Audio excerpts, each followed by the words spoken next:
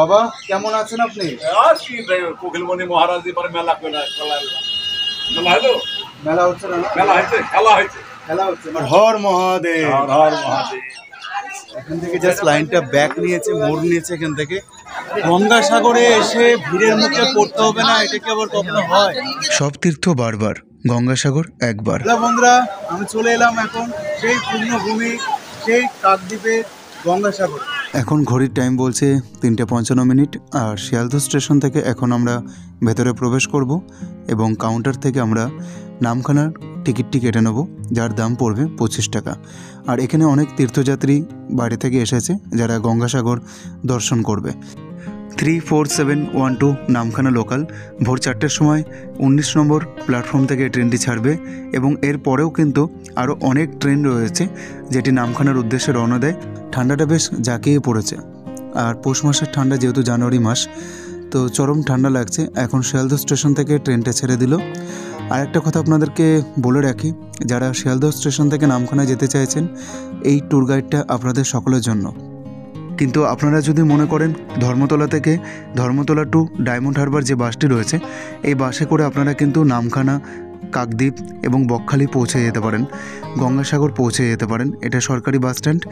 আর যারা জাহাজে করে যেতে চাইছেন, ডায়মন্ড হারবার থেকে আপনারা জাহাজে করেও পৌঁছে যেতে পারেন গঙ্গাসাগর। তাতে ভাড়াটা একটু বেশি পড়বে, আমি টাইমটা দিয়ে রাখলাম, দেখে নেবেন। আর কিছুক্ষণ পর আমরা লক্ষ্মীকান্তপুর স্টেশন পৌঁছে যাব। আর বাইরে কিন্তু চরম কুয়াশা পড়েছে, আপনারা জাস্ট অনুভব করুন। আর আমরা এখন লক্ষ্মীকান্তপুর পৌঁছে গেলাম। ঘড়ির সময় বলছে 5:44। এই ঘন কুয়াশার মধ্য দিয়ে আমরা কিন্তু অতিক্রম করলাম মাত্র 66 কিলোমিটার। শিয়ালদহ স্টেশন থেকে আমাদের ট্রেনের টাইম ছিল ভোর 4টের সময়। ট্রেনে ভাড়া পড়েছিল নামখানা স্টেশন পর্যন্ত 25 টাকা জন প্রতি। শিয়ালদহ থেকে সকল ট্রেন লক্ষ্মীকান্তপুর আসে, আর লক্ষ্মীকান্তপুর থেকে নামখানা হয়ে যায়। স্ক্রিনে ট্রেনের টাইম দেওয়া থাকলো, দেখে নেবেন। আমি এর আগে আপনাদেরকে দেখিয়েছিলাম গঙ্গাসাগরে এসে আপনারা কোথায় থাকবেন, কি খাবেন এবং কত টাকা আপনাদের ঘর ভাড়া দিতে হবে। আপনারা যদি এখনও আমার আগের ভিডিওটা না চেক করে থাকেন, ডেসক্রিপশনে লিঙ্ক দেওয়া রয়েছে, একবার অবশ্যই দেখে নেবেন।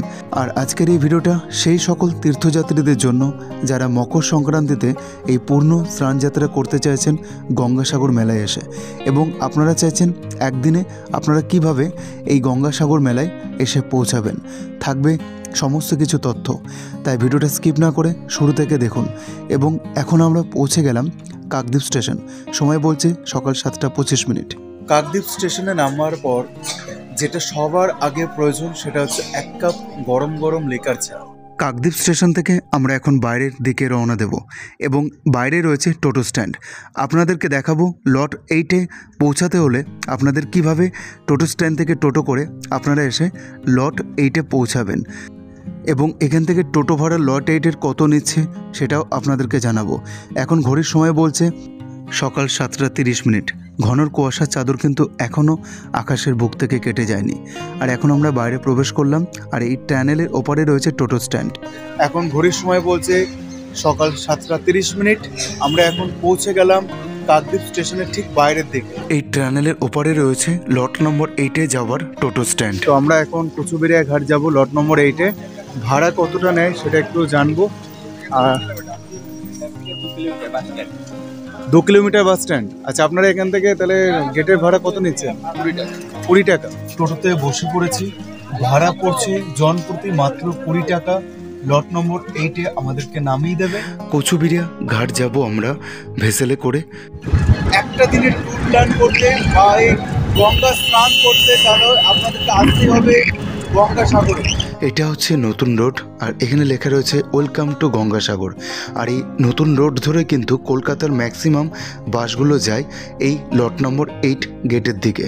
কাকদ্বীপ স্টেশন থেকে টোটো করে আমাদের লট নম্বর 8 গেটে পৌঁছাতে সময় লেগেছে মাত্র 30 মিনিট। এখান থেকে আমরা লাইন দেবো ভেসেলের জন্য। চলুন আপনাদেরকে সমস্ত কিছু খুঁটিনাটি তথ্য দেখানোর চেষ্টা করবো। লট নম্বর 8-এর ঠিক পাশে একটি নতুন বাস স্ট্যান্ড বা বাস স্টপ শুরু করেছে সরকারের তরফ থেকে। পুরো দেখতে পাচ্ছেন এই হচ্ছে ভেসেল, অর্থাৎ আমরা এখন রয়েছে কিন্তু লট নম্বর 8-এর গেটের সামনে। এবং এখান থেকে আমরা এখন 1 নম্বর গেটের দিকে যাব, যেখান থেকে আমাদের ভেসেল ছাড়বে গঙ্গাসাগরের উদ্দেশ্যে। এটা আপনারা দেখুন, 1 নম্বর ভেসেলে যাওয়ার জন্য আমরা এই এক্ষুনি এসে পৌঁছলাম। আর আমার এখানে এখনো পর্যন্ত 3 জন এসে দাঁড়ালেন। লাইনটা একবার দেখুন আপনারা। আচ্ছা, आप लोग कहाँ से आए? हम लोग लखनऊ से आए, उत्तर प्रदेश की राजधानी है। আচ্ছা আচ্ছা, করিমপুর কোথা থেকে এসেছেন? एकदम कोरिमपुर बास स्टैंड। গঙ্গাসাগরে এসে ভিড়ের মুখে পড়তে হবে না, এটা কি আবার কখনো হয়? তো আপনারা দেখতেই পাচ্ছেন কিরকম ভিড়টা রয়েছে। ভেসেলের টিকিট পড়ল আমাদের জন প্রতি 9 টাকা করে। এই ব্রিজটার ওপারে রয়েছে ভেসেল। বন্ধুরা, আমি একটি তীর্থরাজ গঙ্গাসাগরে বই কিনে নিলাম মাত্র 10 টাকা দিয়ে। আর এখান থেকে আমরা এখন ভেসেলের দিকে এগিয়ে চলেছি। আরেকটা কথা বন্ধুরা, যে যার মানি ব্যাগ টাকা পয়সা সাবধানে রাখবেন যখন আসবেন আর কি, কারণ এখানে যখন তখন একটা বিপদ ঘটে যেতেই পারে। এই অপূর্ব গঙ্গাসাগর মেলা দর্শন করতে এসেছে প্রচুর তীর্থযাত্রী। এদিকে লঞ্চে কিন্তু হুইসেল পড়ে গেছে, যেহেতু আর যাত্রী এই লঞ্চে করে নিয়ে যাওয়া যাবে না, পরে আবার একটি লঞ্চ এই প্রান্তে আসবে, আবার নিয়ে যাবে। সব তীর্থ বারবার, গঙ্গাসাগর একবার। এই উক্তি থেকে প্রথমে যে ধারণাটি জন্মায় তা হলো অন্যান্য তীর্থে বারবার গিয়ে যে পুণ্য হয়, একবার গঙ্গাসাগর তীর্থ করলে তাই হয়। অবশ্য শাস্ত্রে তাই বলা হয়েছে। ভেসেলে করে আপনারা কিভাবে কচুবিড়িয়া ঘাট পৌঁছাবেন, স্ক্রিনে তার নাম্বারটি দেওয়া রয়েছে। আর আপনারা যদি পাখিদের আহার করাতে চান, এই ভেসেলের ভেতরেই রয়েছে 10 টাকা দামের খাবারের প্যাকেট। আপনারা চাইলে অবশ্যই পাখিদের খাবার খাওয়াতে পারেন, কারণ এই যে প্রাকৃতিক দৃশ্য একমাত্র এই গঙ্গাসাগর মেলায় আসলেই দেখা যায়। ভেসেলে লাইন দিয়েছিলাম আমরা সকাল 8:15 এবং আমরা ভেসেলে উঠেছি 10:30-এ। আর এখন ভেসেলে পৌঁছালাম আমরা 11:20।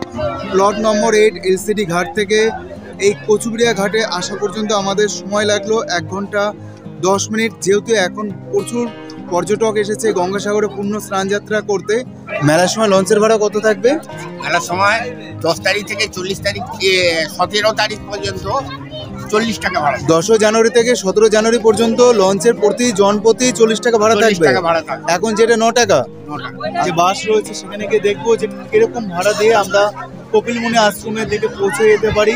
এই 1 নম্বর কচুবিড়িয়া জেটিঘাট থেকে আমরা বাইরে প্রবেশ করব এবং দেখে নেব কপিলমুনি আশ্রম যাওয়ার জন্য কি কি গাড়ির ব্যবস্থা রয়েছে।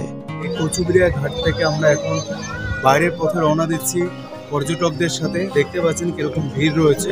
সংহতি তীর্থ, এই তরুণের ভেতর দিয়ে আপনারা বাইরে প্রবেশ করবেন এবং বাইরেই আপনারা দেখতে পারবেন স্বামী পূর্ণবানন্দ মহারাজের একটি মূর্তি। ফেরিঘাট থেকে আপনারা কচুবিড়িয়া ফেরিঘাট থেকে বাইরে বেরিয়ে আসবেন। এই কচুবিড়িয়া ঘাট থেকে কপিলমুনি আশ্রম যেতে কত টাকা ভাড়া পড়ছে, ম্যাজিক গাড়ি, টোটো বা অটো গাড়ি বা বাসে, সমস্ত কিছু তথ্য থাকবে, আপনারা দেখুন। চলুন অটো, ম্যাজিক গাড়ি এবং বাস স্ট্যান্ডের দিকে পৌঁছানো যাক। তুমি ভাড়া কত নিচ্ছ দাদা? 50 টাকা করে লোকাল ভাড়া। 50 টাকা লোকাল ভাড়া। এদিকে রয়েছে কিন্তু বাস স্ট্যান্ড।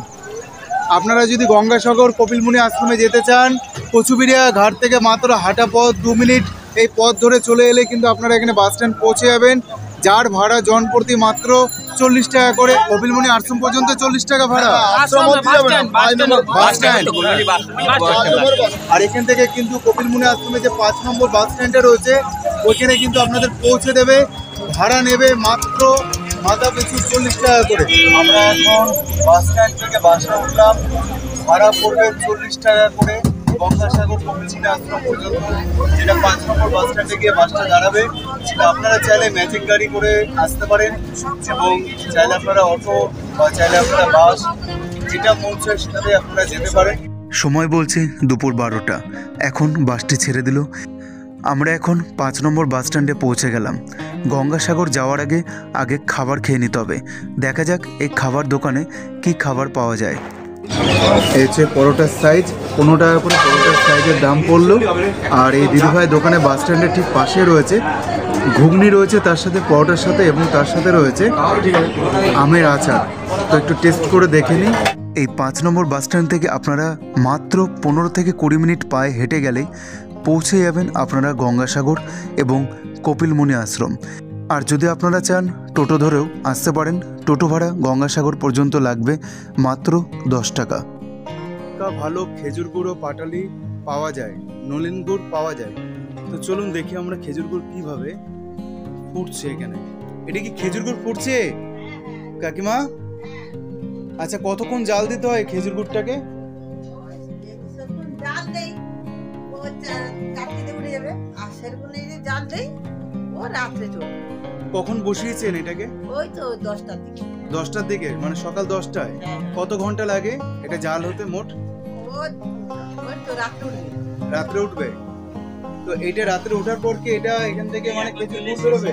পথে যেতে যেতে যেটা আমাদের নজর কাড়লো সেটা হচ্ছে এই কাকিমার দোকানে একদম খাঁটি খেজুর গুড় তৈরি করে দেওয়া হচ্ছে। আর সেটা প্রমাণ হচ্ছে এখানে দেখুন উনানে জাল হচ্ছে। এটা সকাল 10টায় চাপিয়েছেন, রাত্রি 10টায় গিয়ে ওনারা নামাবেন। 12 ঘন্টা এই জ্বালানি দেওয়ার পর কিন্তু এত সুন্দর একটি খেজুর গুড়, মানে অমৃত, এই শীতকালের অমৃত তৈরি হয়ে আসবে। যারা আপনারা রুটি দিয়ে খেতে ভালোবাসেন এই খেজুর গুড়। কপিলমুনি আশ্রমে আসবার আগে আপনাদের চোখে পড়বে এই গ্রহরাজের মন্দিরটি। আমরা এখন ধীরে ধীরে পৌঁছে যাব কপিলমুনি আশ্রমের দিকে। আর এখানে কিন্তু প্রচুর সাধুদের আখড়া রয়েছে, 12 মাস ওনারা থাকেন।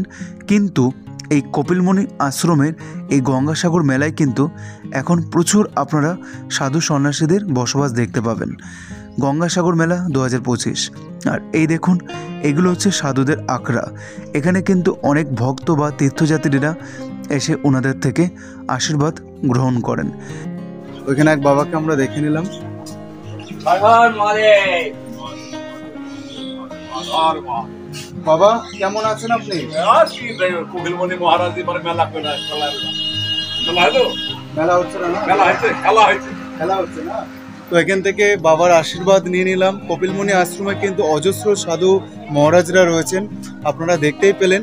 তো এই গঙ্গাসাগর তীর্থ একবারই দর্শন করবেন, মন মন্ত্রমুগ্ধ হয়ে যাবে। আজকের এপিসোডটা এখানে শেষ করছি। আগামী নেক্সট শেষ পর্বে আপনাদেরকে দেখাবো গঙ্গাসাগরের স্নানযাত্রা এবং কপিলমুনি যে আশ্রমের ভেতরে দেবদেবীর মূর্তি এবং তার চারপাশে সুন্দর প্রাকৃতিক দৃশ্য। ভালো থাকবেন, সুস্থ থাকবেন, স্বাভাবিক থাকবেন।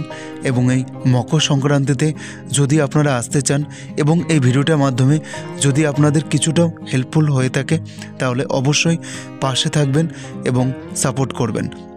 হর হর মহাদেব, জয় কপিলমুনি মহারাজের জয়।